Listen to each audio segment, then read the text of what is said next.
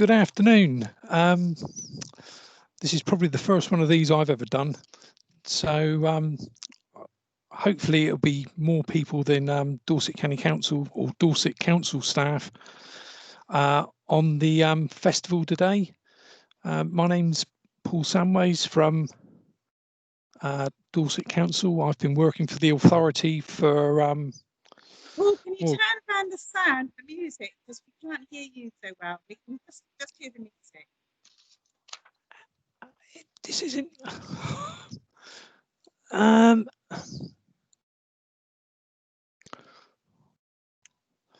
This is just not going right.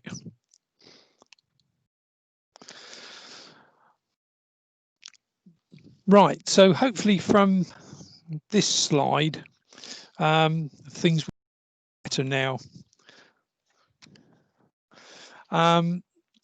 So this is pretty much what most organisations have got with an existing network.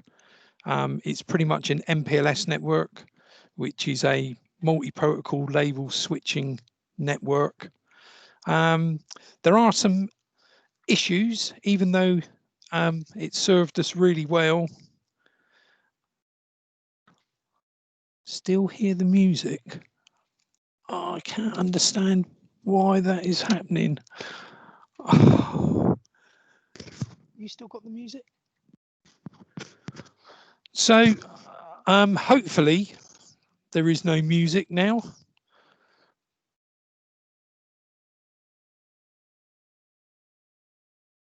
Right. Okay, let's just stop.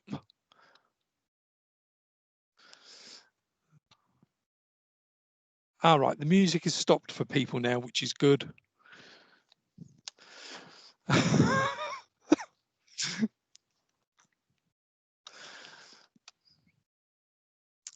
Right. Okay, so we're back with the challenges of the existing network. So like I was saying, oh, man.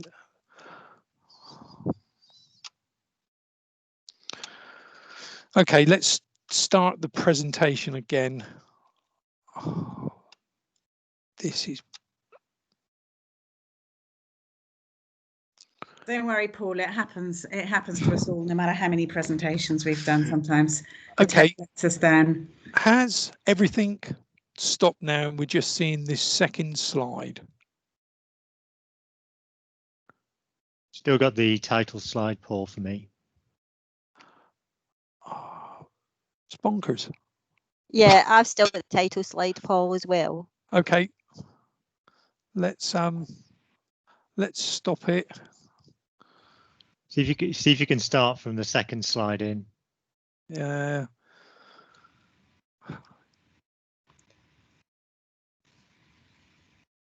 Oh, go away. Right. Or maybe just do the presentation, but without showing the slides. Just talk to it. Okay, so hopefully now you're seeing exactly what I'm seeing. So we're seeing the second slide. It says the challenges of the existing network.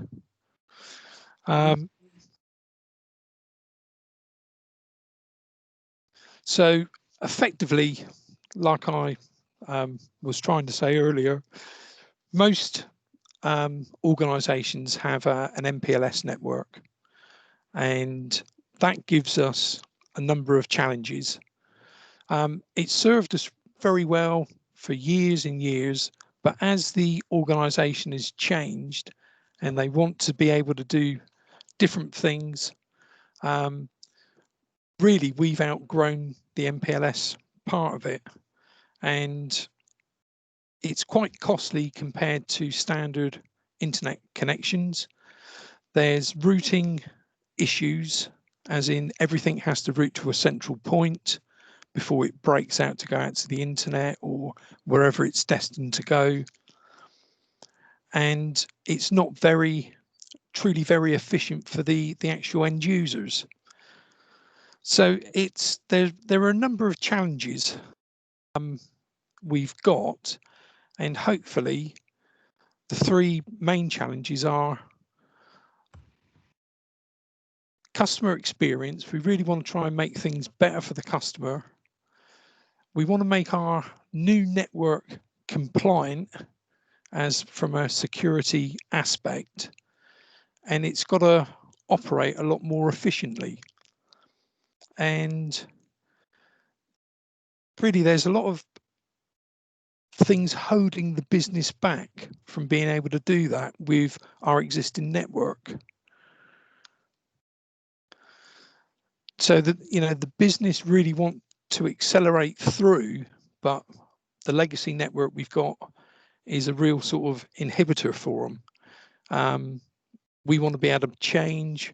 We want to be able to go out to all these wonderful things straight out to the internet, software as a service, you know, the public cloud and everything like that. But the MPLS network we've got is really holding us back. And it's how we can move all these things forward. So really what the enterprise sort of needs is a secure network. We really want to have rapid deployment because it takes quite a long time to actually get MPLS circuits in. There's lots of build time for it all. And there's, you know, all the time aspect of things increase all the costs. And from the actual customer perspective, the applications, when they're working from different places and different locations, we really want to make the applications more seamless to the business, and it's got to be non-intrusive as well to the actual user. So it's everything seamless to them, and it's really how can we sort of move forward, and what sort of network does a new organisation like Dorset Council need? And that's why we've come up with using SD-WAN. It's a better user experience. The applications are routed directly, so whether they're out to the cloud, whether they're back to a data center in Enfield, back to a data center in County Hall, or wherever it is, we can route directly to it. We've got much better quality of service, so for voice and for application control. We've got all the security aspects of things, so from the next generation firewall, security side of things. It's much more rapid deployment. We haven't just got to wait for a new circuit to be installed. We can use LTE, so 3G, 4G, 5G when it's available in Dorset. And there's really lots more benefits at less cost moving to this type of model. And there's also benefits from the actual appliance that we install at the actual WAN site. So it's really down to like a zero touch one box WAN. So effectively we can have a box where we've pre-configured it, because all the equipment we're talking to is all cloud based. We can pre-configure the boxes before they go out to site. Yeah, the theory is we can actually post the box out.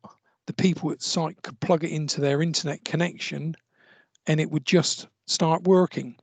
But we will be attending the sites and doing all the deployment bits and pieces. But the zero touch provisioning will speed up our deployment side of things so much better.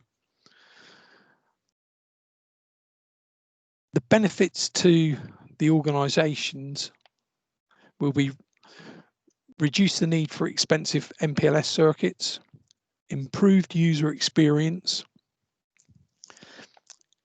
It's quick and easy to implement. We have really advanced application control. We can prioritise applications The actual network management side of it is far better. We've got lots of analytics. We can see what's happening. It'll be far easier to fault find things, and it'll reduce the need for very expensive circuits. And I must admit that was much quicker than I thought it was going to be, coming into the questions and answers bit. I hope this part of it goes a lot better than the actual slides have. So No, you did a great job there, Paul. Don't you worry. That's good. You're ready for some questions now. We've got one here from John. John, would you like to unmute yourself and ask your question yourself? Hi, yeah, thanks very much for that presentation, which was really interesting. In my experience of changes to various networks, there's always been a need for some level of infrastructure to allow these new innovative ideas to work. So that's my question really, is what is the additional infrastructure? What's the cost of infrastructure to allow your team to pitch up and plug and play and you know, set up the cloud in this way? yeah, so really good question. So at this moment in time, myself and a number of colleagues have been going out to different sites, and we've been having FTTC and FTTP circuits. So just to explain what a lot of our sites have got.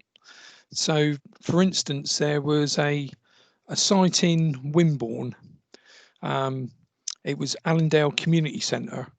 We were paying for 100 meg connection, EAD connection into that site, £1,311.07 a month for that connection.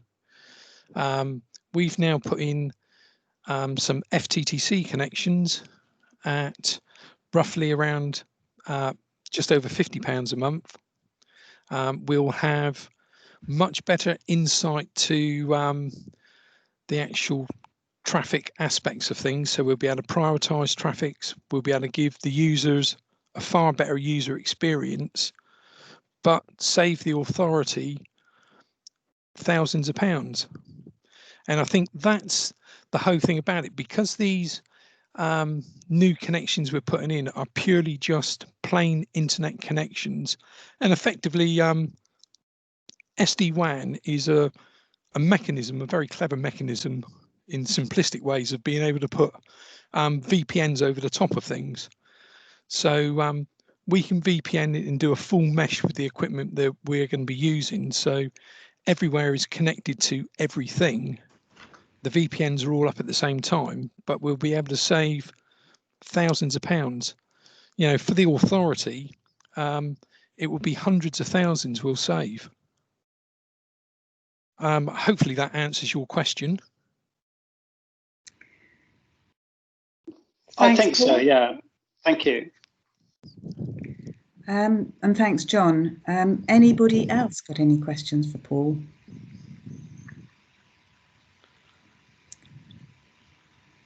Got some more people typing now. We'll just hang on, Paul, and see what they're going to say. I was hoping the questions and answers part would be the most interesting thing for people. Yeah, well, it's all right. Don't despair. The people are coming up with their questions. Sometimes it takes a while for them to absorb what you've said and think what they want to know. So we'll just give them a moment. John's busy typing and Paul is also busy typing. So let's see what they ask. Here we go. Can you give details of how you can utilize multiple connections and prioritize traffic? Paul Collins would like to know that. Yeah, so basically the SD-WAN appliances, we can have lots of connections going into them. So the boxes we're having can take up to 5 connections. So we can start having more bandwidth. But if you can imagine, certain types of traffic work better over certain types of connections. So if you've got a voice call, for instance, which is latency sensitive, so it's going to have the shortest amount of time. It can't take a long time. You know, if we're having a call now and I'm talking, if I was like I was in Australia, I'd be, you know, there'd be this time delay, and that's the latency aspect, and we want low latency connections for voice. So the SD-WAN can look across the connections it's got and pass the actual voice call across the best line for it, so the one with the lowest latency, and make that decision at wire speed. And you may find that during that call, the actual latency is better on another line, and it can move it all across simultaneously with no effect to the user, and things would just continue to work. Also, where you've got very poor quality connections, it will actually send, I know it sounds very inefficient, but if you can imagine, you've got to make sure that the voice calls get through. It will actually it could send the voice calls down all its connections, guaranteeing that it always got through to the far end, and the far end would always just reassemble the packets because, you know, they're all in a sequence and everything like that.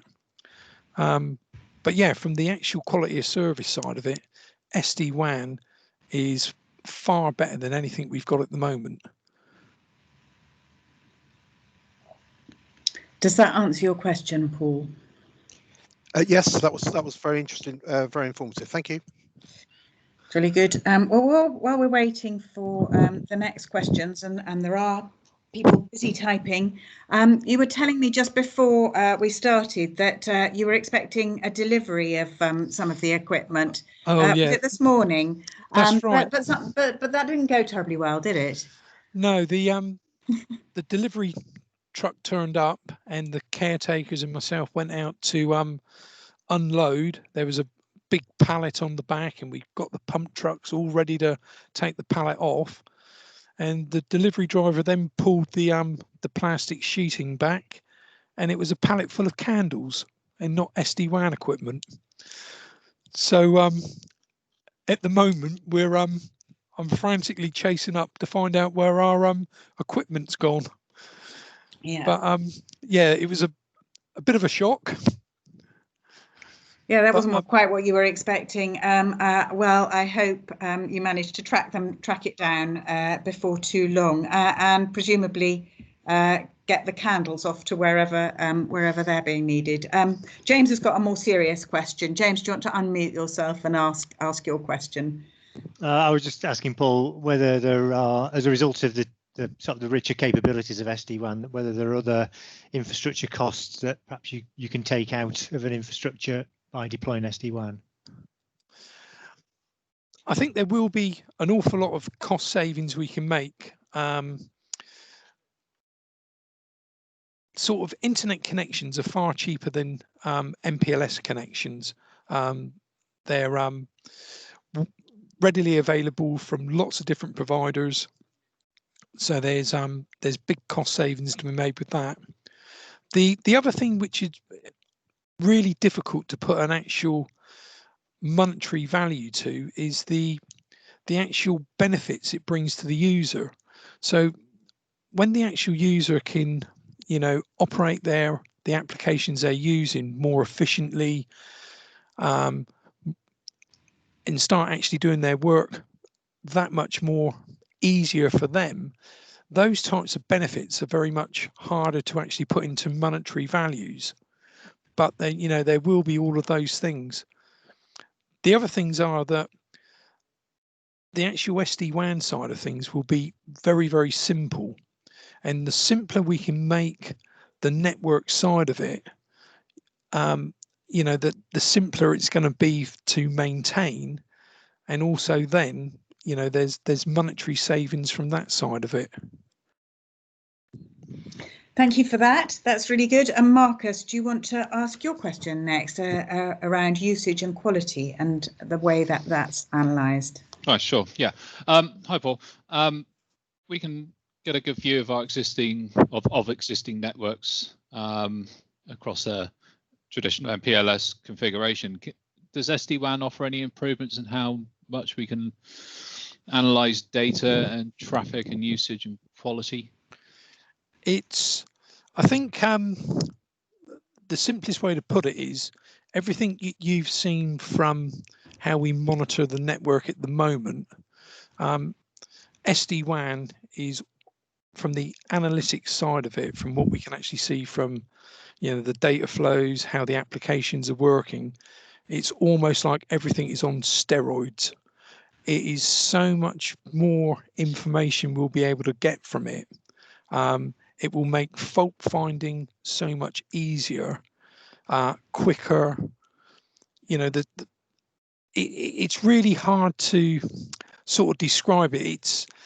It's far easier to show sometimes how different it is, but there is just so much information. If you look at the actual application side of it, from the MPLS part, we can monitor someone's connection. It goes into something, and then it will come out at a data center. We don't know really what's happening in between, but from the SD-WAN aspect of it, we'll be able to actually see everything right from start to finish, and we'll be able to report on the quality, efficiency side of it, excuse me, how well it's all going for the user experience, having a score and everything for that.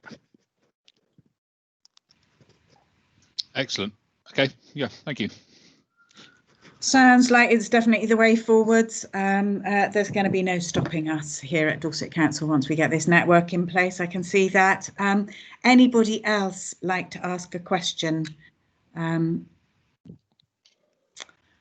No. Paul, I think we have come to the end. So unless there's anything that you would like to add or finish off with. There's just one more slide to go to finish, and that's the end. Yeah. Thanks for everyone attending. Fantastic. Well, thank you very much indeed for that presentation. Thank you very much to everybody for attending. Thanks for some good questions, some good technical questions. I think everybody is finding that helpful. Certainly the comments in the chat bar are suggesting it is. People are liking what you've said and finding it useful, Paul. So well done. Thank you very much indeed. Enjoy the rest of the festival. Don't forget to tweet and tell everybody what a great time you're having at the festival using the hashtag Futurefest.